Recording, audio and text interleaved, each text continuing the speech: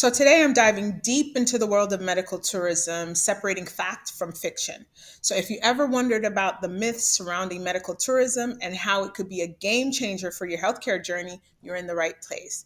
Now I'm going to debunk common misconceptions and provide you with information that you need to make informed decisions about your health. So hit the like button, subscribe, and let's bust those medical tourism myths. Okay, so medical tourism has helped millions of people worldwide gain access to treatments that they would not be able to afford or have access to in their own home country, not to mention availability. But in spite of this fact, having preconceived notions about foreign medical treatment, it's still one of the biggest factors that hold many people back from accessible healthcare today. So I've gone ahead and debunked 13 myths about medical tourism. If you're new to my channel, welcome. I'm Dr. Natasha Ramantal, also known as a medical tourism RN. I'm not a physician. I'm a doctoral trained nurse who's worked in the emergency department and post-anesthesia care unit for a number of years. So on my channel, I cover all aspects of medical tourism for Black women if they decide to treat healthcare or treatment abroad for anything, cosmetic procedures, cancer treatment, fertility treatment, you name it. But I want to make sure that I inform Black women of what options are out there so they can make the best decisions for their own health care. If this is of interest to you, make sure you subscribe to my channel. All right, so let's get into myth busting. Myth number one, medical tourism is a new concept. That's not true. So, medical tourism is not new. It's been around for decades, and you'll find that a number of US citizens, in fact, have and continue to travel to foreign countries to receive cosmetic surgery, dental care, cardiac care, transplants, and so much more. But recently, medical tourism has experienced a huge boom. Now, the health industry provides medical tourism information, which reveals that the main reason for medical tourism is a high cost, particularly for those traveling from the US. You know, healthcare is rapidly increasing, healthcare insurance, malpractice, and also increased salary and benefits provided to hospital employees. Approximately 61 million uninsured or underinsured Americans have actually opted to go abroad to receive treatment elsewhere because of those reasons. Now, medical tourism, it actually dates back to like ancient times, even when Greek pilgrims traveled across the Mediterranean for healing. So it's not anything new. Myth number two. Other countries lack credible healthcare professionals and facilities. And specifically, I'm talking about developing countries.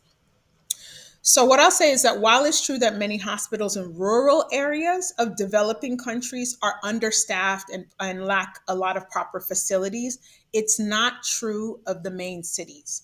So, one look at statistics will show you that roughly 25 to 39% of doctors studying in the US medical schools are actually international students who have come to get the best education before traveling back home to provide top notch healthcare. Also, a large amount of doctors in developed countries are incentivized to participate in global healthcare to increase the standard and accessibility of healthcare worldwide. For example, just like 10 years ago, as many as 73% of US graduates spent time abroad to hone their doctoring skills. Okay, so they practiced in other countries. Another point to consider is that developed countries that are seen with the highest standards of healthcare actually adopt a large number of foreign doctors to work in their hospitals. Medical tourism information that's provided by the National Center for Policy Analysis, or NCPA, it reveals that healthcare suppliers and medical travel mediators overseas also compete on quality by advertising their medical team's qualifications. So these doctors are usually certified by US boards, whereas others have educational certificates where recognized worldwide. And most of the doctors who treat medical tourists are trained in the US, Australia, Canada, or even Europe. But the US government promotes cultural exchange programs from Southeast Asia and the Middle East, as a majority of physicians from these countries are educated and trained in US universities and hospitals. So several American medical schools are unable to rapidly produce sufficient graduates to fill the available internships and residencies. And as a result, almost 25% of active physicians employed in providing care in the US are international medical graduates, especially when these hospitals are understaffed. And now, in terms of facilities, a lot of investment has been placed into building state of the art medical facilities in gorgeous locations globally to encourage medical tourism. And for example, healthcare in Thailand, that's a prime example. They have treatment facilities alongside spas that are situated in breathtaking tropical settings. So you'll see a lot of things like that. But a little known fact is that there are about 800 hospitals outside of the US that are recognized as having a gold standard of healthcare by having accreditation by the Joint Commission International. And I've talked about the Joint Commission International in previous videos, but essentially the Joint Commission International, or JCI, it's an industry leading international accreditation body with over 1,000 accredited and certified organizations. And JCI is trusted globally across diverse care settings. So from large academic health centers to hospitals to ambulatory clinics and laboratories and even home care. So everywhere that care is delivered, they can essentially receive accreditation from this particular body, the JCI. Now, having this accreditation has catapulted medical tourism into a whole new dimensions with healthcare in places like Dubai, Thailand, as I mentioned, Malaysia, and throughout the world. And what happens is it's showing that there are a number of facilities outside of the US that are superior or up to par with what's found here in the US or in Canada or in the UK. All right.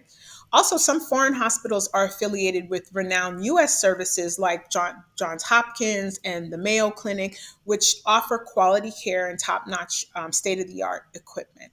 So, additionally, some countries are implementing their own authorization criteria, right? So, for example, in India, the Indian Healthcare Federation is developing authorization standards in an effort to assure that potential patients know about the premium medical facilities in India. Just remember, I always tell you before you seek any medical treatment abroad, it's essential that you gather accurate and dependable facts about medical facilities and the doctors in order to judge the quality of the healthcare overseas. And the internet is a great source of reliable medical tourism information. All of us can have a PhD in Google. Okay. Myth number 3: you have to speak the language or face big risks. Not true. So in the past, this myth may have held true to maybe the average person who couldn't afford to hire their own personal translator. But these days, that's no longer the case. Okay. Many medical tourism facilities make it a top priority to treat tourists and will almost always have staff that are well versed in English and many other languages. So some of the best facilities have translators and multiple doctors from different parts of the globe.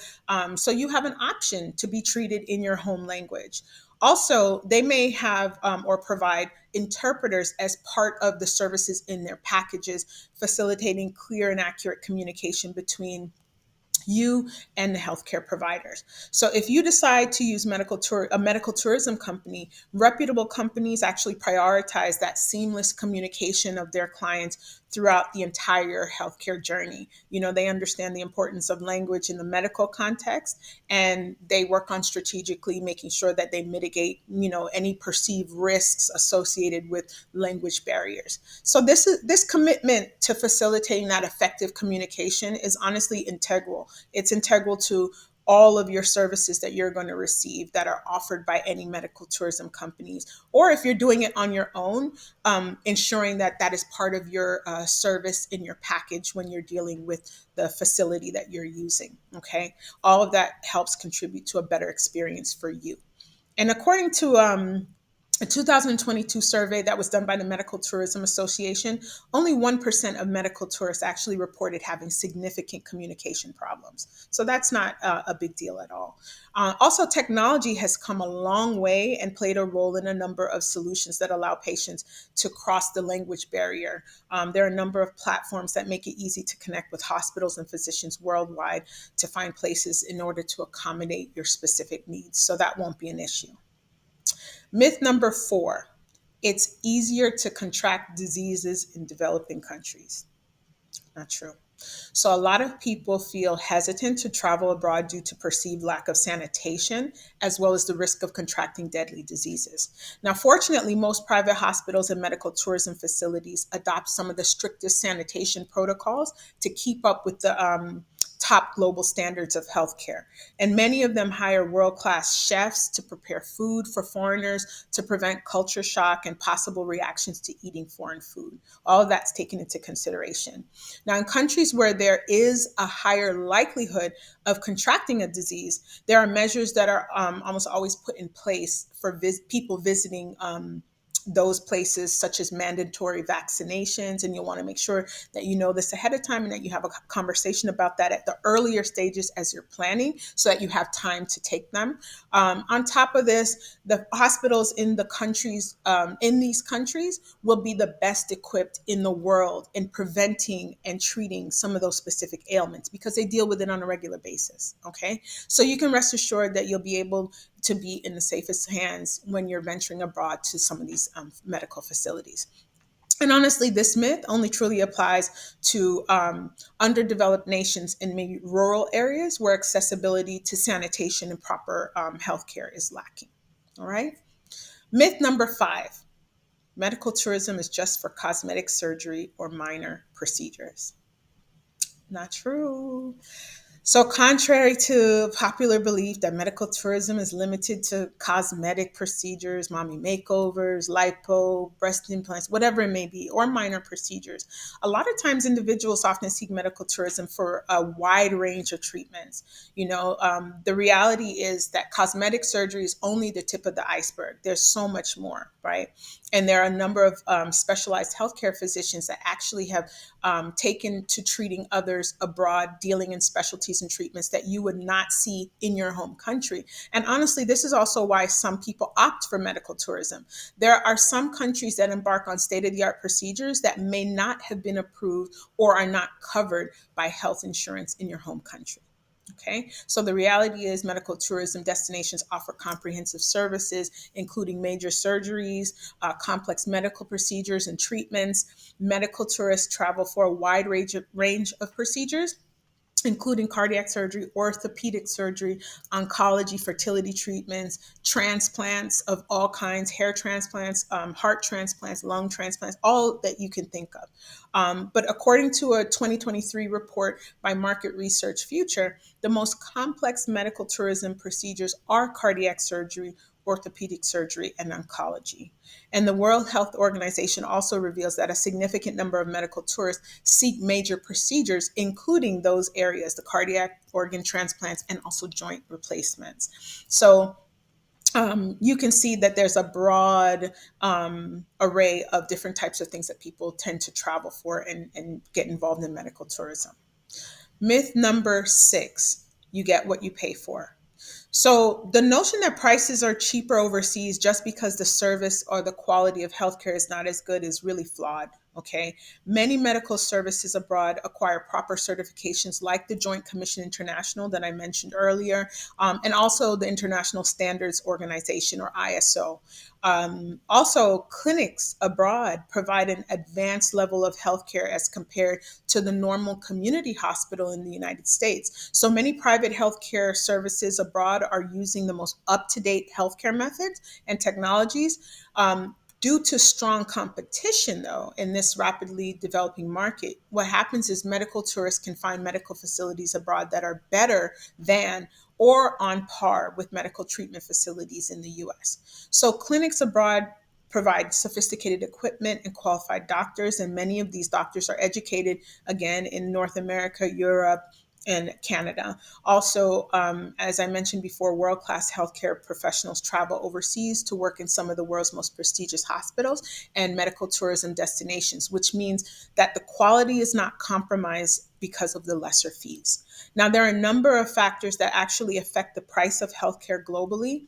Some of them are the cost of living in a certain place, laws and policies revolving around medical insurance, competition within the medical tourism industry. And as it goes with supply and demand, when there are more providers and patients, the price has to be lower to compete. So cities like in the US, like Miami or in Los Angeles, that have more providers and people are able to quote lower prices because they're performing more surgery procedures per day.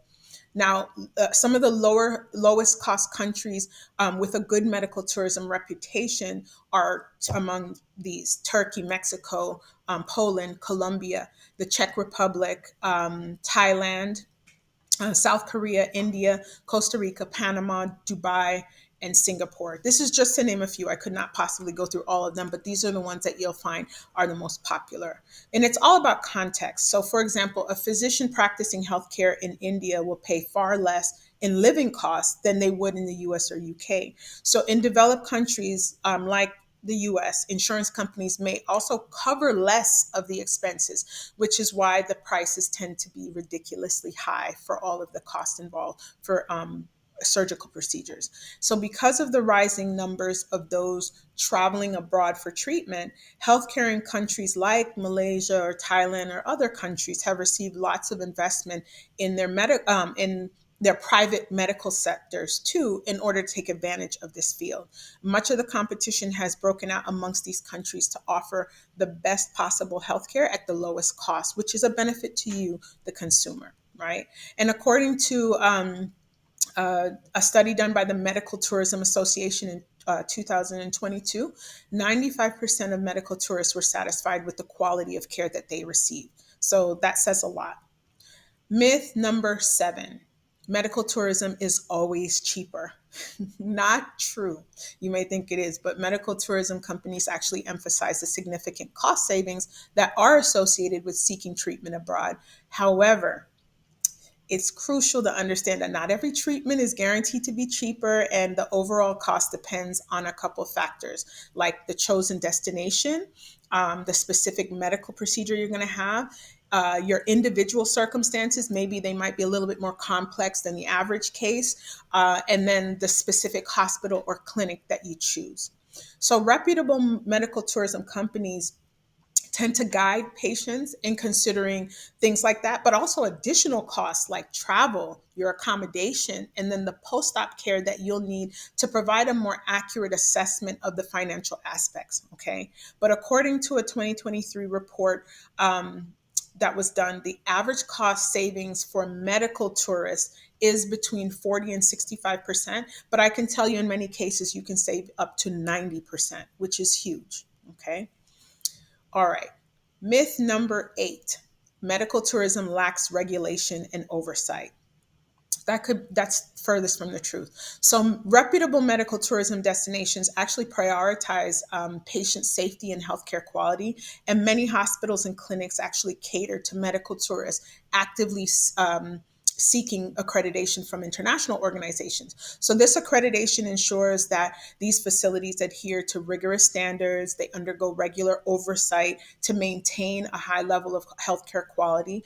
Also, contrary to myth, medical tourism destinations often subject themselves to strict regulations and oversights to uphold the trust and well-being of their patients. So most medical tourism destinations have regulations in place to protect their patients and ensure quality of care. And now a lot of that regulation also comes from in-country as well, not only international regulating bodies. Okay, they have their own standards as well as adhering to some of the international gold standards. And the World Health Organization also reported that 90% of medical tourism destinations have regulations in place to protect their patients. Myth number 9: medical tourism is exclusively for uninsured individuals.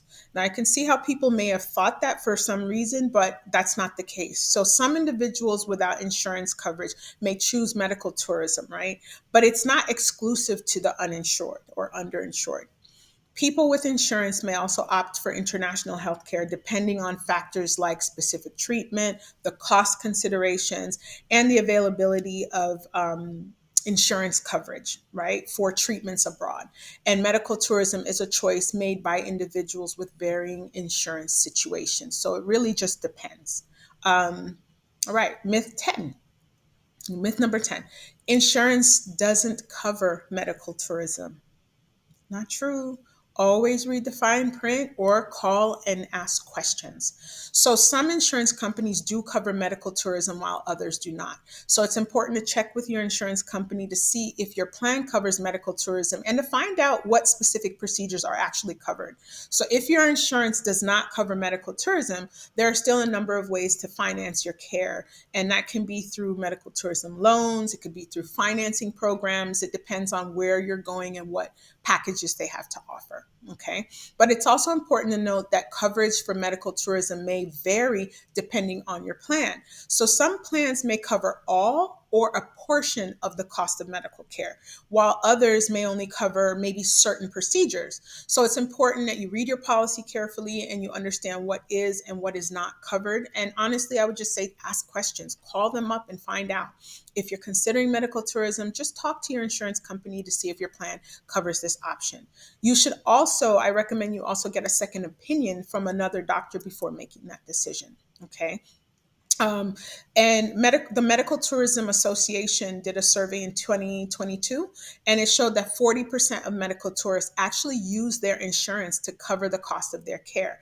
So to me, this suggests that medical tourism is becoming more and more accessible to people with insurance. So again, if you're unsure what your insurance covers, just go ahead and make a phone call to them and you can find out. And also a medical tourism facilitator, if you use them, they can help you find a reputable provider and navigate the insurance process if that is an option to you as well. Okay. Myth number 11. Medical tourism is only for the wealthy. So, medical tourism is not exclusive to wealthy. A number of individuals with financial resources may opt for international healthcare, and many people from various economic backgrounds also explore medical tourism to access quality treatments at affordable prices. Now, the motivation for seeking medical treatment abroad varies, okay? And individuals with different financial means can actually find suitable options that align more with their healthcare needs. And that's a lot of times what tends to happen. All right, myth number 12. Medical tourism always involves long waiting times. Not true. As a matter of fact, that's one of the things that makes it a plus to use medical tourism because there's a more availability. So waiting times for medical procedures can actually be shorter in many medical tourism destinations compared to countries with overloaded healthcare systems like the US and even in countries with universal healthcare like the UK and Canada. There are a lot of times that you are waiting a long time to have procedures done because of availability. So efficient scheduling and streamlined processes contribute to reduced waiting times in international healthcare facilities. And contrary to the myth, medical tourism often provides quicker access to treatments, okay, making it an attractive option for those that are actually seeking timely medical interventions. All right, myth number, where am I? 13. Myth number 13. All medical tourism facilities lack advanced technology. Not true. Reputable medical tourism destinations prioritize the integration of advanced medical technology. Now, these facilities invest in state of the art equipment and technology to ensure that the patients receive high quality and up to date medical care. Now, the goal is to provide access to advanced treatments that actually adhere to international standards, as I mentioned before. But many medical tourism destinations actually take pride in their commitment to employing cutting edge technology for the benefits of their patients. For instance, hospitals in countries like South Korea, Singapore, Thailand, and India, they boast advanced infrastructure and cutting edge medical equipment. So you have no problem there. All right, my last myth, myth number 14. All medical tourism destinations are equal. This is far from the truth. Okay, so not all countries and regions offer the same healthcare infrastructure, medical expertise, and regulatory standards. Okay, it's vital for those of you considering medical tourism to conduct thorough research on potential destinations. Different places vary in terms of their quality of healthcare, the expertise of their medical professionals, and adherence to international standards. So, selecting a reputable and well established medical tourism destination is essential to ensure the best possible healthcare outcomes. Okay. All right, so those are the top medical tourism myths debunked. I hope that helped. There are many false myths and preconceived notions regarding the medical tourism industry. Dispelling these myths is crucial for fostering a clear understanding of medical tourism. And by debunking these misconceptions, it's actually going to emphasize the importance of thorough research so that you make informed decisions and also build a strategic approach to seeking healthcare services abroad. But once you understand the realities of medical tourism, it empowers you to make more well informed decisions that are based on your specific healthcare needs. And a lot of times, US patients are increasingly opting to travel abroad for high quality, affordable medical treatments. However, many people remain skeptical due to discrepancies regarding available medical tourism information. Inadequate information about medical tourism is actually the reason that many people avoid this option. So, if you are considering treatment abroad, you should make an informed decision based on research. Discuss your concerns with other medical tourists, who have already been abroad for treatment. Many sites post reviews from patients and you should read them. Also check expat and repat sites and travel sites. They usually have a Q&A page. Post your questions and people will share their experiences. They're happy to do so. Let me know what you think. Also, let me know if I forgot to address something. And also share your own experience below in the comments. And let me know if there's also something that you would like me to cover in another video. Okay. Don't forget to like, share, and subscribe. And hit the notification button in case so that you know when I drop another video. Until next time, be well.